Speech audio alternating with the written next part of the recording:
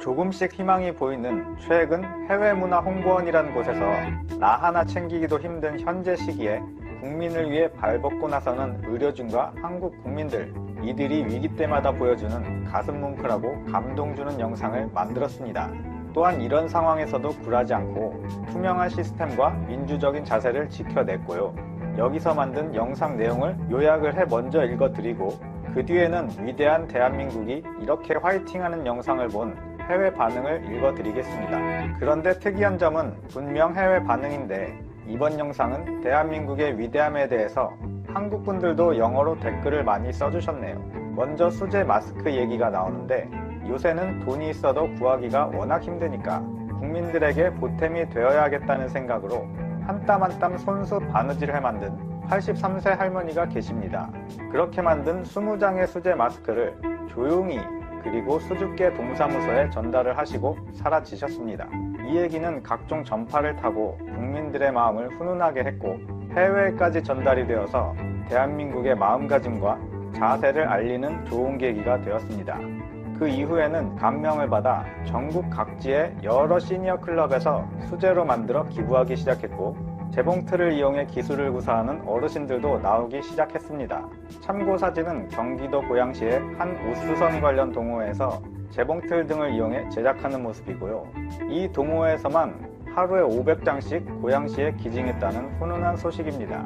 이를 두고 해외 문화 홍보원 영상에서는 이렇게 자신을 위해 만드는 것이 아니라 남을 위해 만드는 것을 보고 이 이상한 나라 사람들이 살아가는 방식은 늘 이렇습니다 라고 표현을 하네요.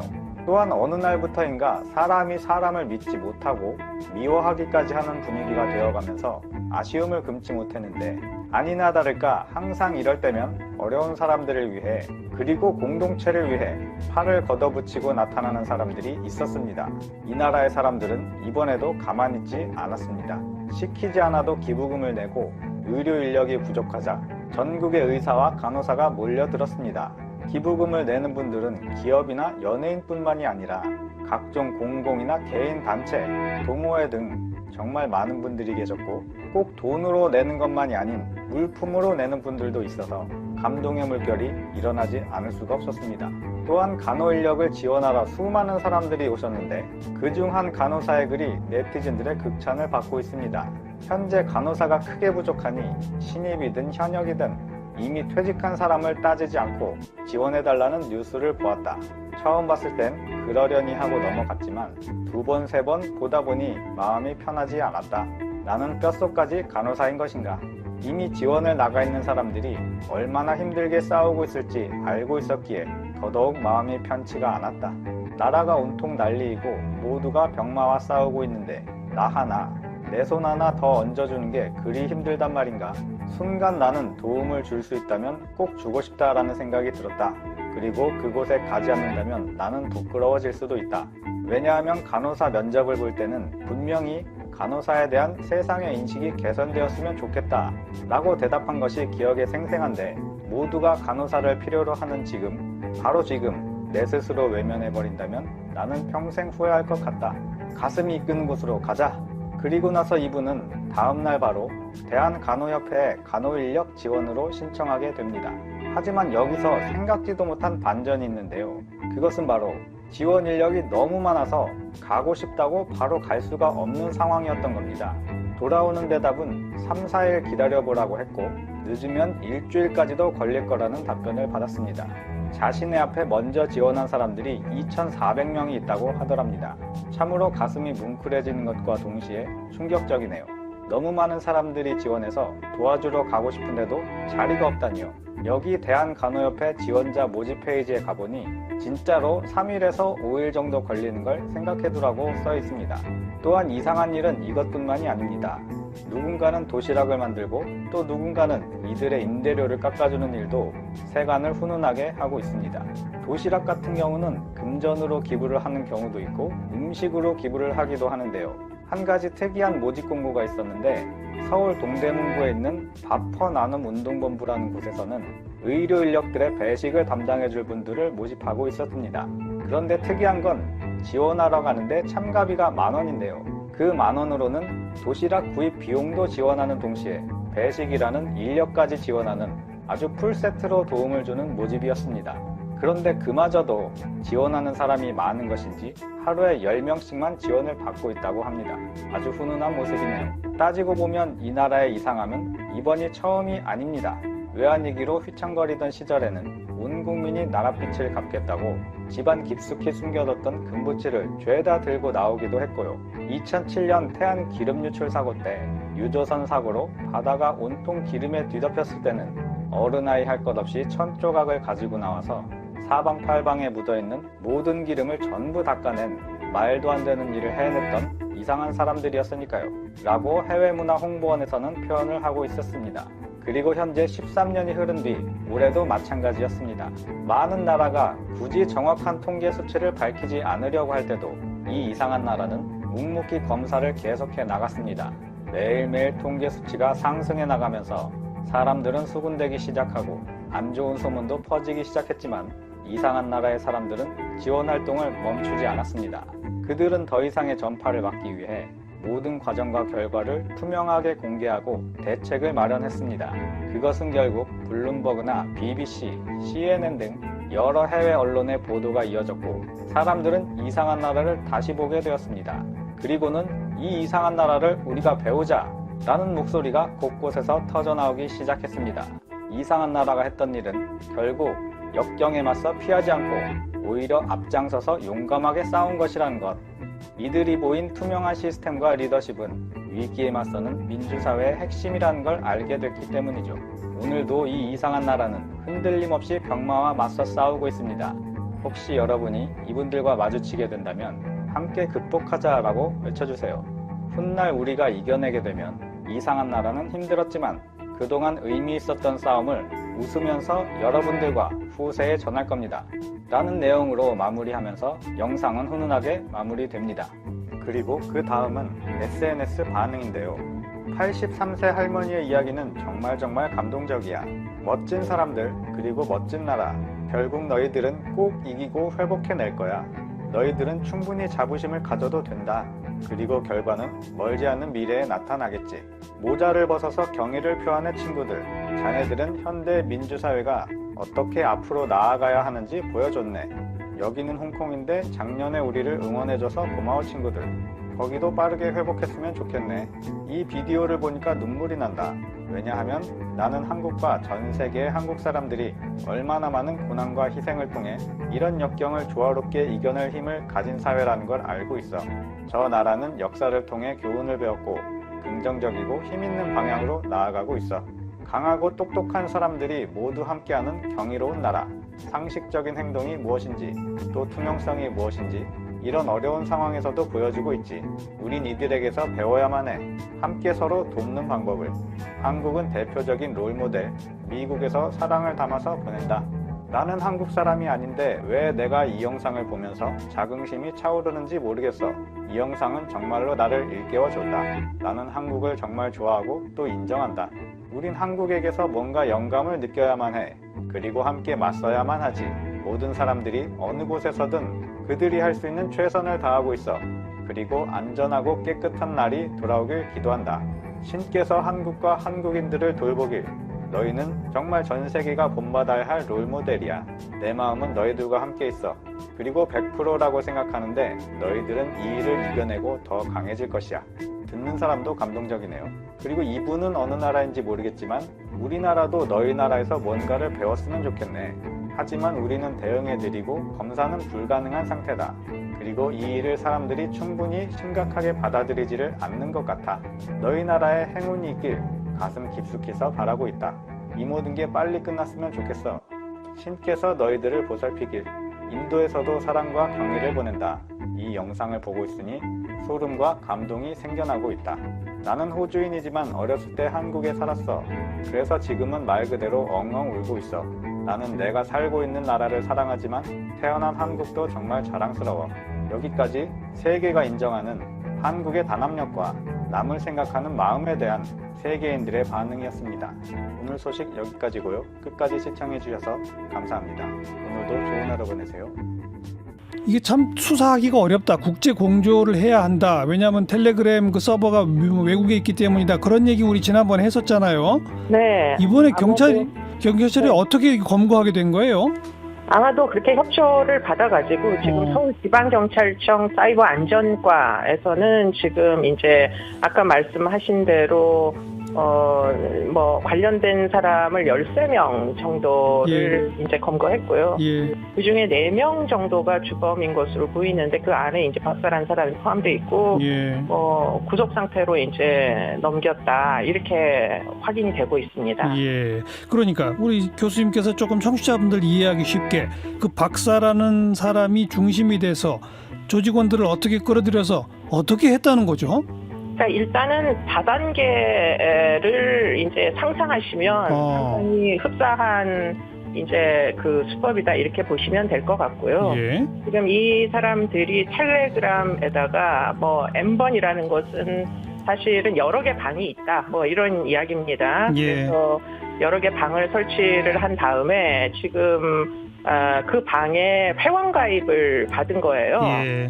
그런데 이제 회원들이 자그마치 거의 10,000명 정도가 지금 개입돼 있는 것으로 보이는데요. 예. 이분들 중에는 이제 그 음란물의 그 심각성 내용에 따라 가지고 뭐 1단계 회원은 20만 원에서 25만 원 정도를 돈을 내고 가입을 하고 한 3단계 정도 되면 150만 원이나 내고서는 이제 가입을 해가지고 가장 심한 내용의 이제 음란물을 자기네들끼리 공유를 하는 그런 이제 상황으로 뭐 상당 부분 회원제, 그러니까 회원이 아닌 사람은 지금 이런 방이 있는 것조차 사실 알기 어려운 굉장히 배타적인 방식으로 운영을 해가지고 결국에는 여러 명의 이제 그 수십 명의 지금 피해자가 확인이 되고 있고요. 그중에 뭐 10명이 넘는 뭐 거의 20명에 가까운 미성년자들까지도 지금 이 피해에 노출이 돼가지고 방금 지금 쭉 설명해 주신 건 다단계 형식으로 회원을 모집해서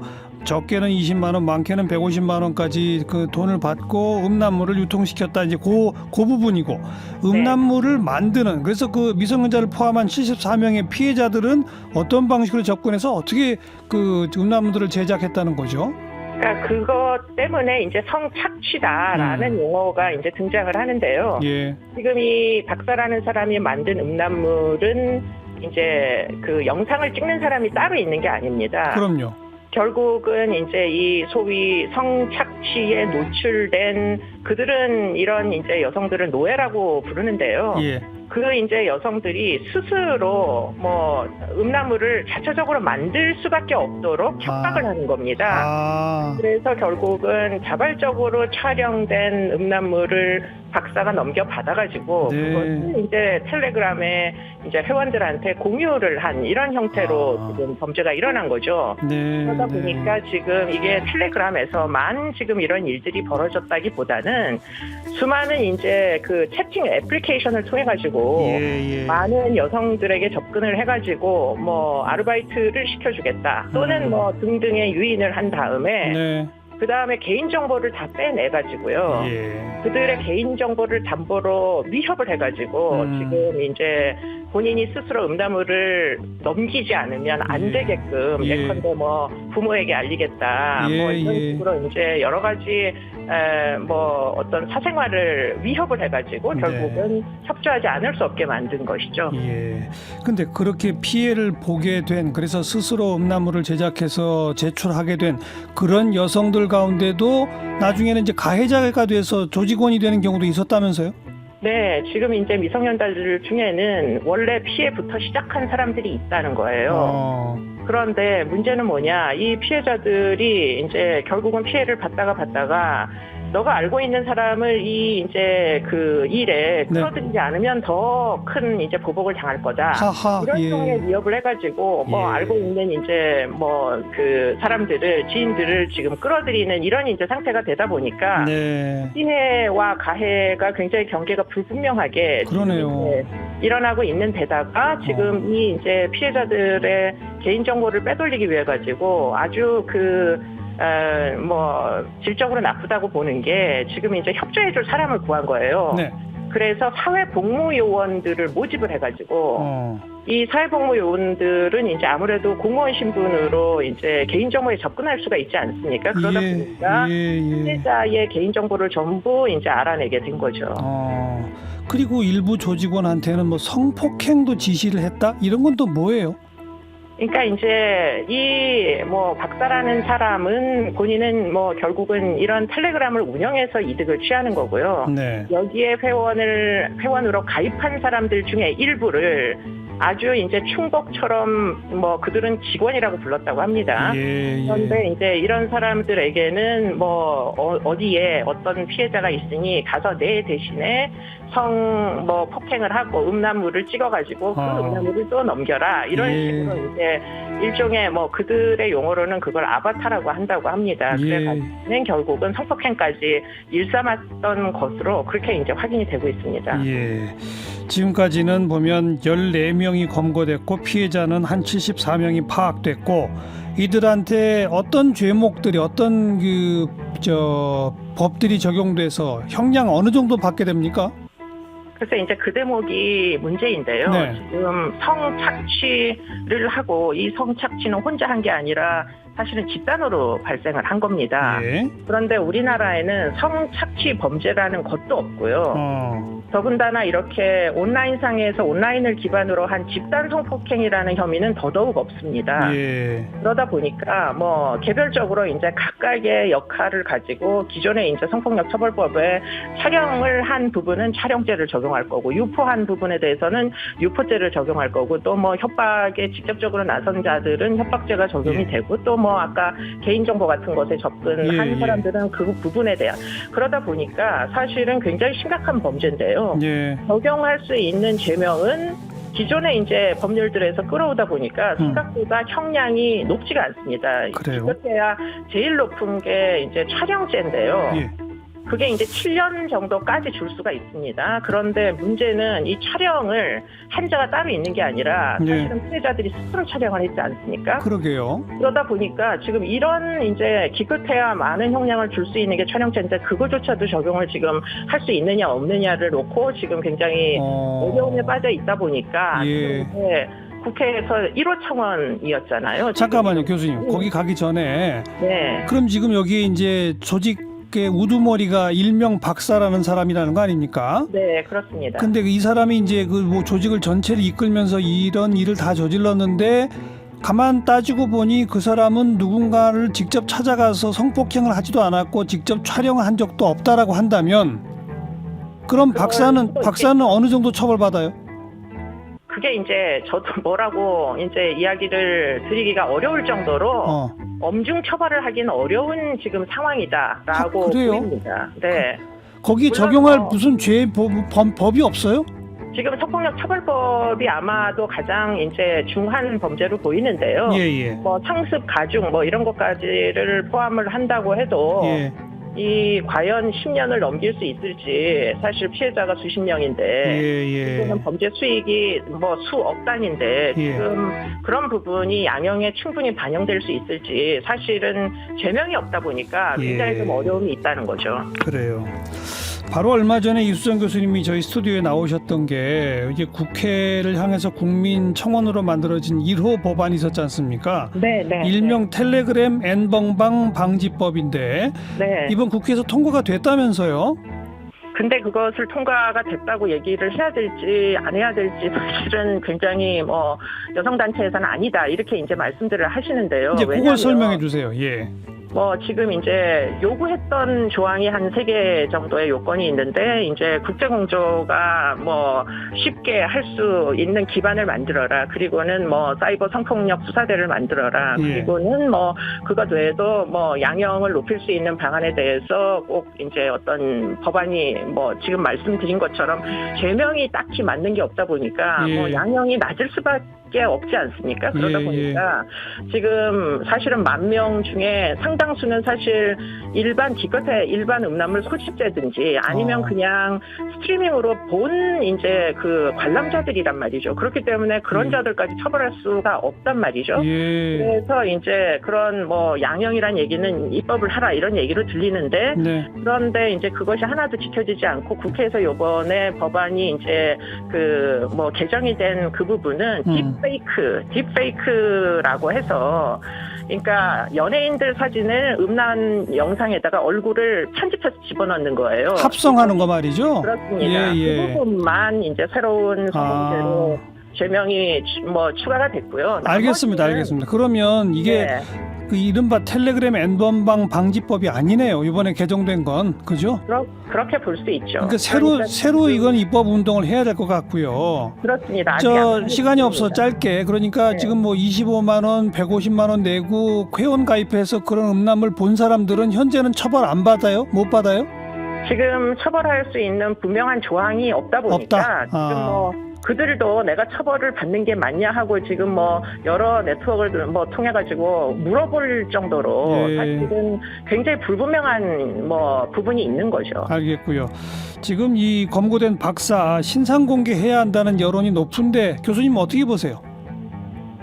논쟁이 있습니다. 신상 공개, 경찰에서 신상 공개를 하는 것은 뭐 아무래도 유죄가 확정된 다음에 얼굴 공개를 하는 성보호법하고는 다르기 때문에 논쟁의 여지가 있다 보니까 지금 이제 특강법상에 해당하는 뭐 대부분 살인범죄죠. 그런 경우에 이제 비난 가능성이 굉장히 높은 경우에 위원회를 두고 심사를 해서 공개하도록 이렇게 제한적으로 하고 있었거든요. 그런데 지금 이 사람은 특강법에 적용이 안 됩니다. 그렇군요. 대상이 아니군요. 네. 알겠습니다. 보니까, 여기까지. 좀 어려움이 있을 것 같습니다. 예, 고맙습니다. 안녕하세요. 유튜브 가족 여러분. 여러분 직접 얼굴은 대하지 못해도 가족 같은 느낌이 듭니다. 여러분을 저는 둘의 가족이라 생각하고 마음으로 친밀감을 느낍니다. 둘의 마을 이야기의 오늘은 세 가지 목자에 대해서, 목자가 지금 말로 목사지요. 세 가지 종류의 목사가 있습니다. 신약 성경 네 번째 책이 요한복음인데 요한복음 10장에 세 가지 종류의 목자에 대한 기록이 있습니다. 그래서 요한복음 10장을 목자장이라 합니다. 다른 말로 목사장이라 할 수 있겠지요. 구약에는 에스겔서 34장, 신약에서는 요한복음 10장을 목자장이라 그럽니다. 요한복음 10장에서 세 가지 목자가 있다 그랬습니다. 첫 번째 10장 1절입니다.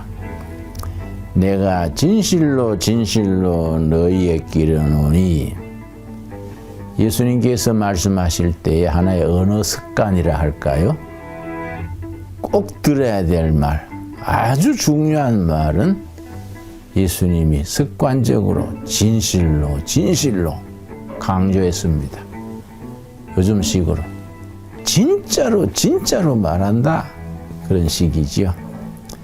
내가 진실로 진실로 너희에게 이르노니 문을 통하여 양의 우리에 들어가지 아니하고 다른 데로 넘어가는 자는 절도며 강도요.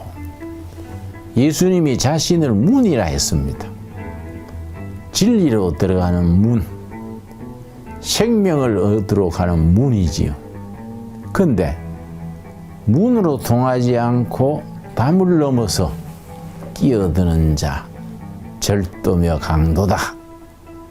그 목자 중에 절도와 강도 같은 목사가 있습니다. 요즘 신천지 그러고 이 많이 교주 얘기가 나오지요. 나는 그분 목사란 말은 질색합니다. 그런 분은 목사라 할 수 없지요. 글자 그대로 절도와 강도입니다. 인간의 영혼을 훔치는 영혼의 절도, 강도지요. 그런 사회비는 이 땅에서 추방돼야 됩니다.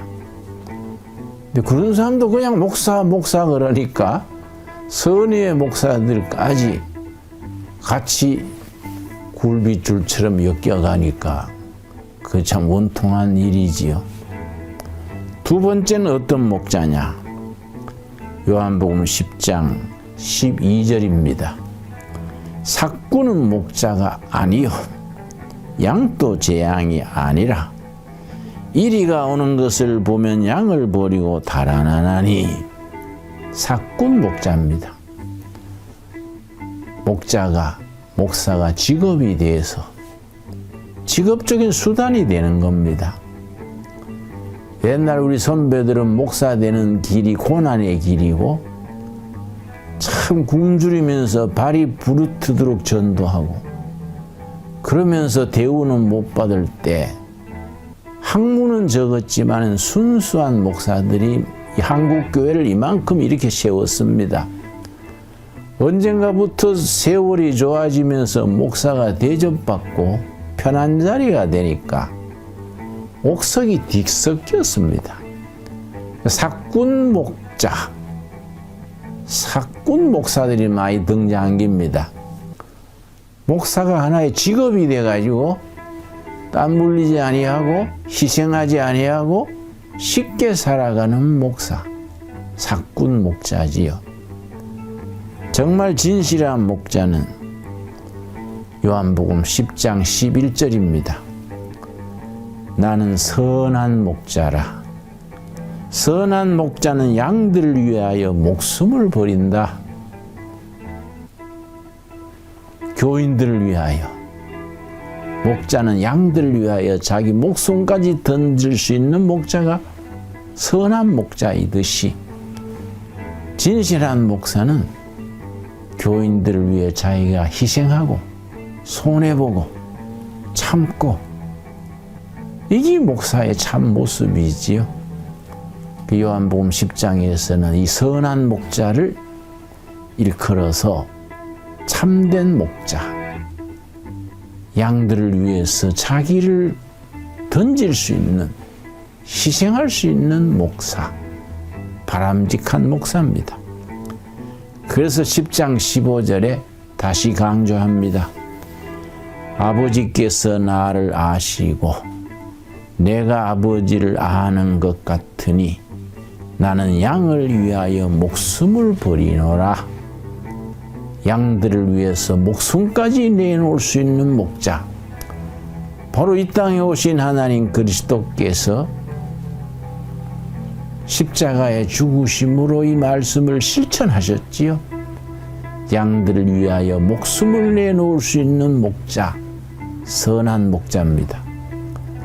목사님, 신부님, 이런 성직자들의 기준은 바로 예수님이 말씀하신 선한 목자, 양들을 위하여 목숨까지 내놓을 수 있는 목자, 그런 수준으로 우리가 나아갈 수 있어야겠습니다. 비단 목사뿐, 신부님뿐 아니라 모든 성도들이 함께 마음에 새겨야 될 본문입니다. 삭군, 강도, 절도 같은 목자, 삭군 같은 목자, 양들을 위하여 헌신하고 희생하는 선한 목자,